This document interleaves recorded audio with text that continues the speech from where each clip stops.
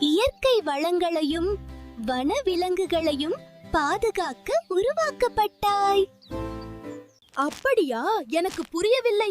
இயற்கையை நான் பாதிக்கிறேன் என்று என்னை அடையாளப்படுத்துகிறார்களே. இயற்கை வளங்கள் எவ்வாறு உன்னால் அழிவிலிருந்து பாதுகாக்கப்பட்டது என்று கூறுகிறேன், கேள். இன்று நாம உலகையே மாற்றிய ஒரு கண்டுபிடிப்பின் வரலாற்றுக்குள் பயணம் செய்ய போகிறோம். அது பிளாஸ்டிக்.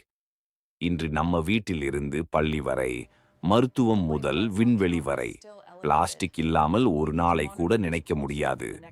ஆனால் இந்த பிளாஸ்டிக் வரலாறு எப்படி தொடங்கியது தெரியுமா?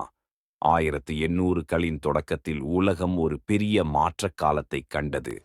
அந்த நேரத்தில் மக்கள் பயன்படுத்திய முக்கியமான பொருட்கள் மரம், எலும்பு, யானை தந்தம் போன்ற இயற்கை வளங்கள். இவை மிகுந்த அளவில் பயன்படுத்தப்பட்டதால் இயற்கை வளங்கள் குறைய தொடங்கியது.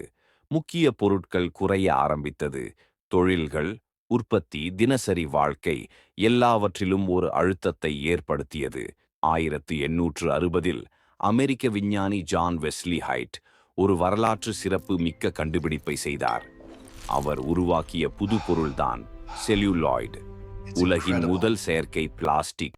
செல்லுலோய்ட் வந்த பிறகு முதல் முறையாக இயற்கை வளங்கள் மாற்றி செயற்கையாக தயாரிக்கக்கூடிய ஒரு பொருள் கிடைத்தது.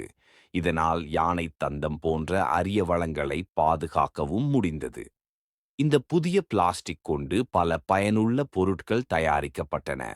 பில்லியர்ட் பந்துகள், சீப்புகள், ஆரம்பகால புகைப்பட படங்கள், பொம்மைகள் மற்றும் அலங்கார பொருட்கள்.